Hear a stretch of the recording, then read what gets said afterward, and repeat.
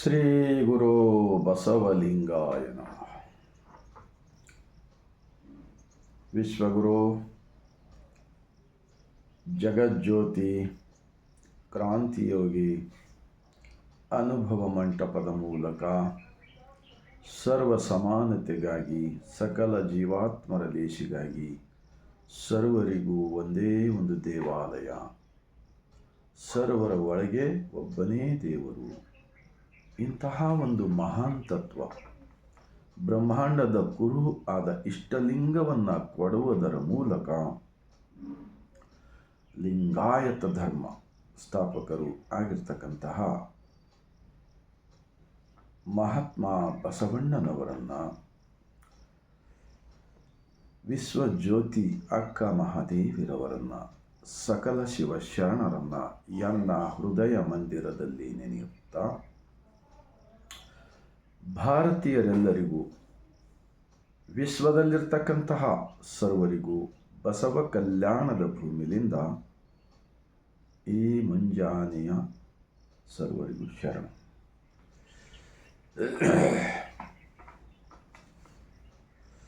ಈಗ ಒಂದು ಬಸವಣ್ಣನವರ ವಚನ. ವೇದ ಶಾಸ್ತ್ರದವರ ಹಿರಿಯರೆನ್ನೇನು, ಮಾಯಾ ಭ್ರಾಂತಿ ಕವಿದ ಗೀತಜ್ಞರ ಹಿರಿಯರೆನ್ನೇನು. ಇವರು ಹಿರಿಯರುಗಳೇ, ಯಾಗ ನಟ್ಟು ವಿಗಪಾಣರು. ಇದರಕ್ಕಿಂತ ಅಧಿಕ ಸಾಧಿಸಿದವರೇನು ಕಿರಿಯರೇ. ಇಂತು ವಿದ್ಯಾ ಗುಣ ಜ್ಞಾನ ಧರ್ಮ ಆಚಾರಶೀಲಂಗಳು ನಮ್ಮ ಕೂಡಲ ಸಂಗನ ಶರಣರು ಸಾಧಿಸಿದ ಸಾಧನೆಯನ್ನೇ ಸಾಧಿಸುವುದು. ಇದು ಶ್ರೀ ಸಿದ್ದೇಶ್ವರ ಸ್ವಾಮೀಜಿರವರ ಪ್ರವಚನದ ಪುಸ್ತಕವಿದೆ. ಈ ಪುಸ್ತಕದಲ್ಲಿ ಕೆಲವು ವಚನಗಳನ್ನು ಬರೆಯಲಾಗಿದೆ. ಆದರೆ ಶರಣರು ಬರೆದಿರ್ತಕ್ಕಂಥ ವಚನಗಳು ಏನು ಹೇಳಿಕೊಡುತ್ತವೆಂದರೆ, ಮಣ್ಣು ಬಿಟ್ಟು ಮಡಿಕೆ ಇಲ್ಲ, ತನ್ನ ಬಿಟ್ಟು ದೇವರಿಲ್ಲ. ಮತ್ತು ಬಸವ ಕಲ್ಯಾಣದಲ್ಲಿ ಕ್ರಾಂತಿ ಆಯಿತು. ಈ ಸತ್ಯವನ್ನು ಹತ್ಯೆ ಇಕ್ಕುವ ಸಲುವಾಗಿ, ವಚನಗಳನ್ನು ಸುಡುವ ಸಲುವಾಗಿ, ಶರಣರನ್ನು ತೊಂದರೆ ಕೊಟ್ಟು ಹತ್ಯೆ ಮಾಡುವ ಸಲುವಾಗಿ. ಈಗ ಹರಳೆಯ ಮಧು ಅರಸ ಮತ್ತು ಹರಳೆಯನವರ ಮಗ ಮೂಗರಿಗೂ ಆನೆ ಕಾಲಿಗೆ ಕಟ್ಟಿ ಆಗಿದೆ. ಕೊಂಡಿ ಮಂಚಣ್ಣ ವರ್ಗದವರು 12ನೇ ಶತಮಾನದಲ್ಲಿ. ಆದರೆ ಅವರೆಲ್ಲರೂ ಈ ಭೂಮಿಯ ಮೇಲೆ ಸತ್ಯವನ್ನು ಬದುಕಿಸಿ ಕೊಡುವ ಸಲುವಾಗಿ ನಮ್ಮ ಪ್ರಾಣ ಹೋದರೂ ಚಿಂತೆ ಇಲ್ಲ. ಈ ಮೂಲಕ ಶ್ರೀ ಗುರು ಬಸವಲಿಂಗಾಯ ನಮಃ, ಶ್ರೀ ಗುರು ಬಸವಲಿಂಗಾಯ ನಮಃ ಅಂಥೇಳಿ ಅವರು ತ್ಯಾಗ ಮಾಡಿದ್ದಾರೆ. ಆದರೆ ಈ ಗ್ರಂಥದಲ್ಲಿ ಬಸವಣ್ಣನವರ ಭಾವಚಿತ್ರ ಹಾಕಲಾಗಿದೆ.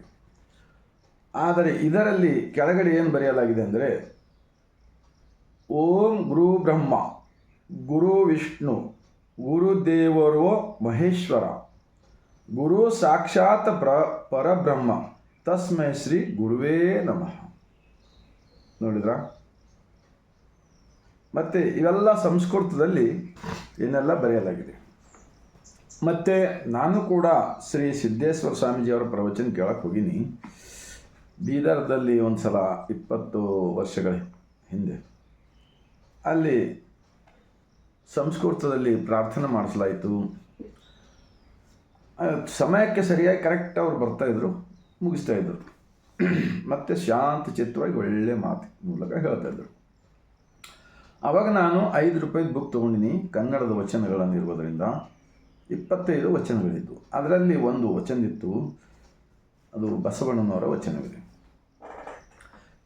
ಗೀತವ ಹಾಡಿದರೇನು, ಶಾಸ್ತ್ರ ಪುರಾಣಗಳು ಕೇಳಿದರೇನು, ವೇದ ವೇದಾಂತಗಳನ್ನು ಓದಿದರೇನು, ಈ ಮನವಲಿದು ಲಿಂಗ ಜಂಗಮ ಪೂಜಿಸಲರಿಯದವರು ಎಲ್ಲ ಬಲ್ಲ ಅನುಭಾವಿಗಳಾದರೇನು, ಭಕ್ತಿ ಇಲ್ಲದವರ ವಲ್ಲನು ನಮ್ಮ ಕೂಡಲ ಸಂಗಮ ದೇವ. ಬಸವಣ್ಣನವರು ಈ ರಾಮಾಯಣ ಮಹಾಭಾರತ ಇವೆಲ್ಲ ಹೆಣ್ಣು ಹೊನ್ನು ಮಣ್ಣಿಗಾಗಿ ಪರಸ್ತ್ರೀ ಪರಧನ ಪರ ದೈವಗಳಿಗಾಗಿ ಹೊಡೆದಾಡಿದ ಜಗಳ ಇದೆಯಲ್ಲಪ್ಪ ಅಂತೇಳಿ ನನಗೆ ಅವಾಗೇ ಗೊತ್ತಾಯಿತು. ಸಣ್ಣ ವಚನ ಇರುವುದರಿಂದ ಶ್ರೀ ಸಿದ್ದೇಶ್ವರ ಸ್ವಾಮೀಜಿಯವರು ಏನು ಹೇಳಿದ್ರಪ್ಪ ಅಂದರೆ, ಈ ಜಗತ್ತಿನಲ್ಲಿ ಗೀತಾ ಎಂಬ ಗ್ರಂಥದಿಂದ ನಾವು ಬಹಳಷ್ಟು ಒಳ್ಳೆಯ ವಿಚಾರಗಳನ್ನು ಕಲ್ಕೋಬಹುದು ಅಂತಂದ್ರಲ್ಲ. ನಾನು ತಿಳ್ಕೊಂಡೆ, ಬಸವ ಕಲ್ಯಾಣದಲ್ಲಿ ಬಸವಣ್ಣನವರು ಕೆಳಗೆ ಬಿದ್ದವರನ್ನು ಮೇಲೆತ್ತಿ ಅವರೆಲ್ಲರನ್ನ ಬ್ರಹ್ಮಾಂಡದ ಒಡೆಯನೇ ನಮ್ಮೊಳಗಿದ್ದಾನಪ್ಪ ಅಂಥೇಳಿ ಇಷ್ಟಲಿಂಗವನ್ನು ಕೊಟ್ಟಿದ್ರು. ರುದ್ರಾಕ್ಷಿ, ಹಣೆಯ ಮೇಲೆ ವಿಭೂತಿ. ಆದರೆ ಒಬ್ಬರು ಕೂಡ ಏಕದೇವೋಪಸರಕ್ಕಾಗಿಲ್ಲ. ನಾನು ನೋಡಿನಿ ಅಲ್ಲಿನಿಂದ ಇಲ್ಲಿವರೆಗೆ ಈ ಥರ ಬೆಳವಣಿಗೆ ಕಂಡು ಬಂತು. ಅಂದರೆ ಈಗ ನಮಗೆ ಹೀಗೆ ಗೊತ್ತಾಗ್ತಾಯಿದೆ. ಆ ನಂತರ ಈಗ ಶ್ರೀ ಸಿದ್ದೇಶ್ವರ ಸ್ವಾಮೀಜಿಯವರವರ ಶಿಷ್ಯರೇ ಇದ್ದಾರಂತಿವರು, ಶ್ರೀ ಕನ್ನೇರಿ ಸ್ವಾಮೀಜಿಗಳು. ಯಾಕೆಂದರೆ ಬಸವಣ್ಣನವರು ನಮಗೆ ಒಳ್ಳೆ ಮಾತಾಡಂತ ಕಲಿಸಿದಾರಲ್ಲ. ಇವರು ಮತ್ತೇನು ಮಾಡ್ತಾ ಇದ್ದಾರೆ, ಬಸವಣ್ಣನವರ ಹೆಸರು ಸರಿಯಾಗಿ ತೆಗೆದುಕೊಳ್ತಕ್ಕಂಥದ್ದು ಸತ್ಯ ಇದೆ, ತೆಗೆದುಕೊಳ್ತಾ ಇದ್ದಾರೆ. ಆದರೆ ಅವರ ವಚನಗಳು ಎಲ್ಲವನ್ನು ಏನು ಬರೆದಿವೆ ಅಂದರೆ, ಮನುಷ್ಯನಲ್ಲಿರ್ತಕ್ಕಂಥ ಈ ಕಾಮ ಕ್ರೋಧ ಮದ ಮತ್ಸರ ಲೋಭ ಮೋಹಗಳೆಂಬ 6 ವೈರಿಗಳನ್ನು ತೆಗೆದು ಹಾಕಿ ನಿಜವಾಗಿರ್ತಕ್ಕಂಥ ದೇವನ ದರ್ಶನ ಇಲ್ಲೇ ಮಾಡಿಕೊಂಡಿದ್ದಾರೆ ನಮ್ಮ ಬಸವಾದಿ ಶಿವಶರಣರು. ಎದೆಯ ಮೇಲೆ ಇಷ್ಟಲಿಂಗವನ್ನು ಕಟ್ಟಿಕೊಂಡು ಹಣೆಯ ಮೇಲೆ ವಿಭೂತಿ ಹಚ್ಚಿಕೊಂಡು. ಆದರೆ ಅವರು ಜನರನ್ನು ದಿಕ್ಕು ತಪ್ಪಿಸುವ ಕಾರ್ಯ ಮಾಡುತ್ತಿದ್ದಾರೆ. ಮತ್ತು ಅವರ ಮಾಡುವ ಭಾಷೆಯಲ್ಲಿ ಯಾವುದೇ ಮೃದುವಾದ ವಿಚಾರ ಇಲ್ಲ. ಒಬ್ಬರ ನಂತರ ಒಬ್ಬರು 893 ವರ್ಷಗಳಿಂದ ಬಸವಣ್ಣನವರನ್ನು ಅಲ್ಲಮಪ್ರಭುರವರು, ಅಕ್ಕ ಮಹಾದೇವಿರವರು, ಸಿದ್ದರಾಮೇಶ್ವರರು, ಮಡಿವಾಳ ಮಾಚಯ್ಯ, ಅಂಬಿಗರ ಚೌಡ ಇವರೆಲ್ಲರೂ ಧರ್ಮಗುರು ಅಂತೇಳಿ ಒಪ್ಪಿಕೊಂಡಿದ್ದಾರೆ. ಅವರ ವಚನಗಳಲ್ಲಿಯೇ ಸಾಕ್ಷಿ ಸಿಗುತ್ತವೆ. ಈಗ ಮಡಿವಾಳ ಮಾಚಿ ತಂದೆರವರ ಒಂದು ವಚನ, ಬಸವ ಕಲ್ಯಾಣ ಅವತ್ತು ಹೇಗಿತ್ತು. ಎತ್ತೆತ್ತ ನೋಡಿದರ ತತ್ತ ಬಸವನೆಂಬ ಬೆಳ್ಳಿ, ಎತ್ತಿ ನೋಡಿದರೆ ಲಿಂಗವೆಂಬ ಗೊಂಚಲು, ಒತ್ತಿ ಹಿಂಡಿದರೆ ಭಕ್ತಿ ಎಂಬ ರಸ ನೋಡಯ್ಯ. ಆಯತ ಸ್ವಾಯತ ಸನ್ನಿಹಿತ ಬಸವಣ್ಣನಿಂದ, ಗುರು ಲಿಂಗ ಜಂಗಮ ಬಸವಣ್ಣನಿಂದ, ಪಾದೋದಕ ಪ್ರಸಾದವೆಲ್ಲವೂ ಬಸವಣ್ಣನಿಂದ. ಅತ್ತ ಬಲ್ಲಡೆ ನೀವು ಹೇಳಿರೋ, ಇತ್ತ ಬಲ್ಲಡೆ ನೀವು ಕೇಳಿರೋ, ಬಸವ ಬಸವ ಬಸವ ಎಂದು ಮಜ್ಜನಕ್ಕೆ ಎರೆಯದವನ ಭಕ್ತಿ. ಅಂದರೆ ಯಾರು ಎದೆಯ ಮೇಲೆ ಇಷ್ಟಲಿಂಗವನ್ನು ಧರಿಸಿ ಬಸವಣ್ಣನವರ ಹೆಸರನ್ನು ಗುರು ಎಂದು ಒಪ್ಪಿಕೊಂಡು ಲಿಂಗ ಪೂಜೆ ಮಾಡಲಾರದೆ ಹೋದರೆ ಅದು ಲಿಂಗ ಪೂಜೆನೇ ಆಗುವುದಿಲ್ಲ, ಅದು ಬ್ರಹ್ಮಾಂಡದ ತತ್ವಕ್ಕೆ ಹೋಲಿಕೆ ಆಗುವುದಿಲ್ಲ, ತನ್ನ ಒಳಗಿನ ದೇವನಿಗೂ ಕೂಡ ತಲುಪುವುದಿಲ್ಲವೆಂದು ಮಡಿವಾಳ ಮಾಚಿ ದೇವರು ಹೇಳ್ತಾರೆ. ಬಸವ ಬಸವ ಎಂದು ಮಜ್ಜನಕ್ಕೆ ಎರೆಯದವನ ಭಕ್ತಿ ಶೂನ್ಯ ಕಾಣ ಕಲಿದೇವರ ದೇವ. ಶೂನ್ಯ ಅಂದರೆ ಅವನ ಭಕ್ತಿನೇ ಅಂತರಂಗದ ದೇವನಿಗೆ ತಲುಪುವುದಿಲ್ಲ. ಈ ಥರ ವಚನಗಳು ಇದ್ದರೂ ಕೂಡ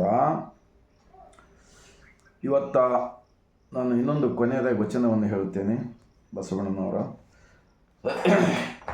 ಅಪ್ಪನು ನಮ್ಮ ಮಾದಾರ ಚೆನ್ನಯ್ಯ, ಬೊಪ್ಪನು ನಮ್ಮ ಡೋಹಾರ ಕಕ್ಕಯ್ಯ, ಚಿಕ್ಕಯ್ಯ ನನ್ನಯ್ಯ ಕಾಣಿರಣ್ಣ, ಅಣ್ಣನು ನಮ್ಮ ಕಿನ್ನರಿ ಬೊಮ್ಮಯ್ಯ, ಎನ್ನ ನೇತಕ್ಕೆ ಅರಿಯಿರಿ ಕೂಡಲ ಸಂಗಮ ದೇವ.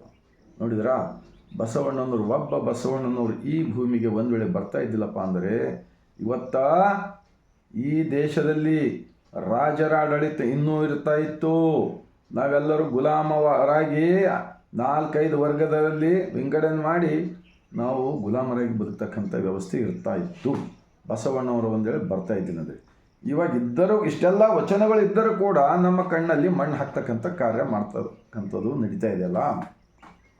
ಆದ್ದರಿಂದ 97% ಎಲ್ಲ ವರ್ಗದವರು ಕೂಡಿ ಕಟ್ಟಿದ ಅನುಭವ ಮಂಟಪದ ಲಿಂಗಾಯತ ಧರ್ಮ ನಿಮ್ಮೆಲ್ಲರದು ಆ ಅನುಭವ ಮಂಟಪ ಇದೆ.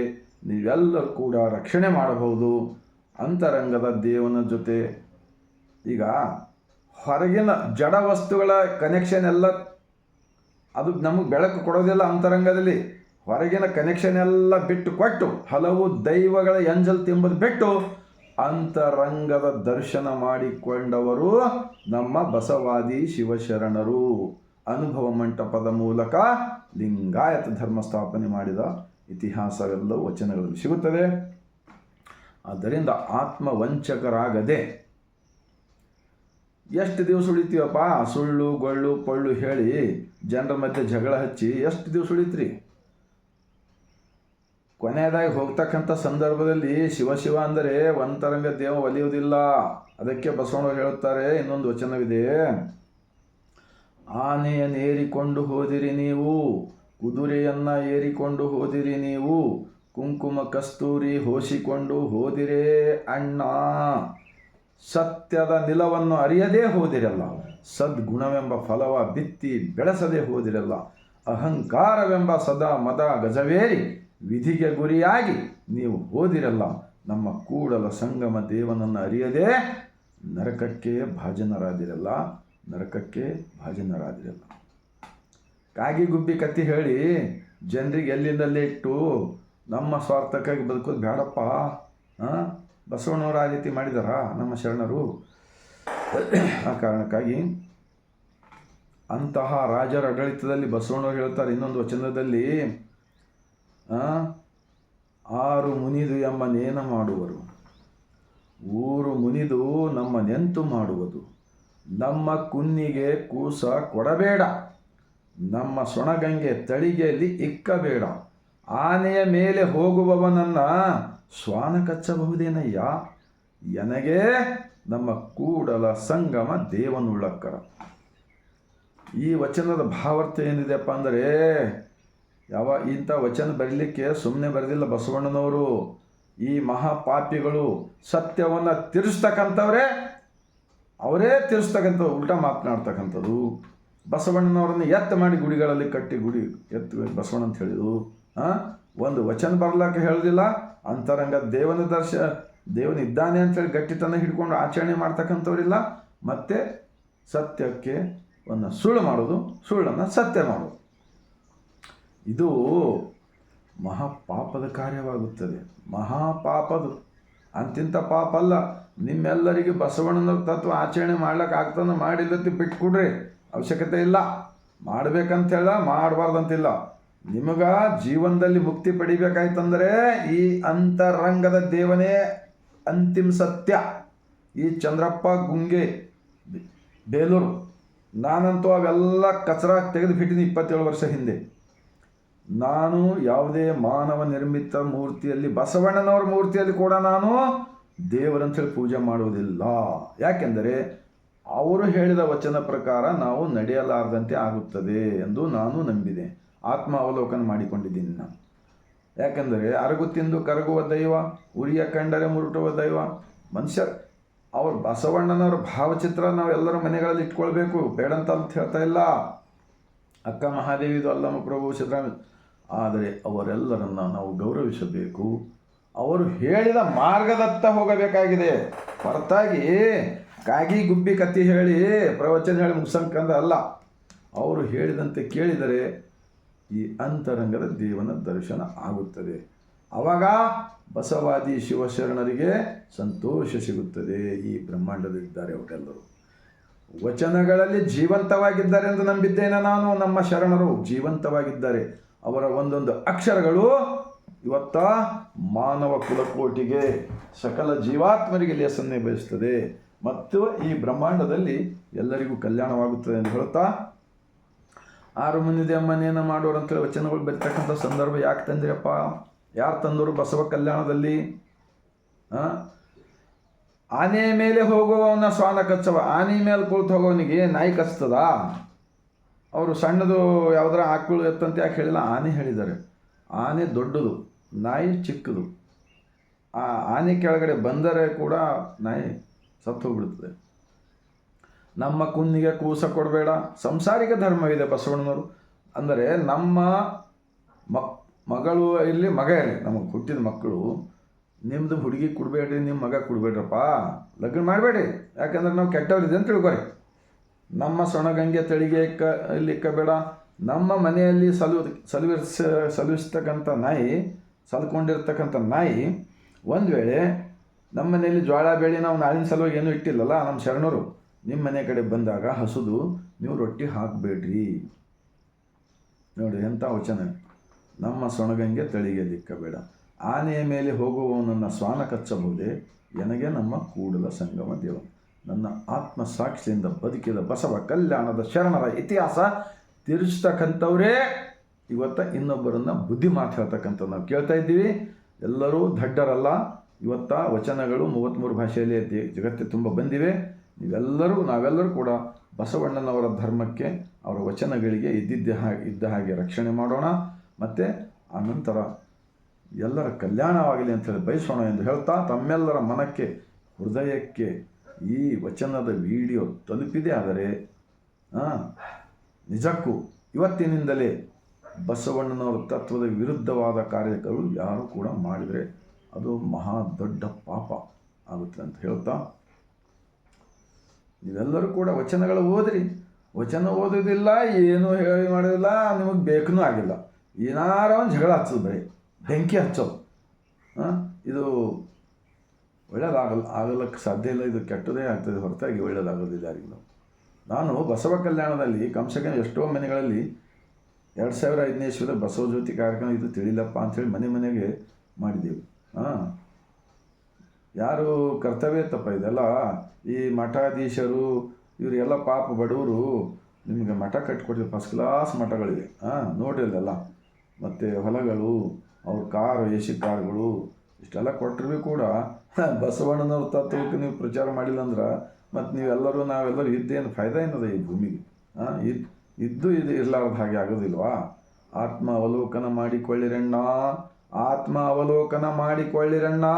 ಬಸವಣ್ಣನವರು ಸ್ಥಾಪಿಸಿದ ಜಗತ್ತಿನ ಮೊದಲ ಪಾರ್ಲಿಮೆಂಟ್, ಅನುಭವ ಮಂಟಪ, ಪ್ರಜಾಪ್ರಭುತ್ವ, ನೂತನ ಅನುಭವ ಮಂಟಪ ಕಟ್ತಾ ಇದ್ದಾರೆ.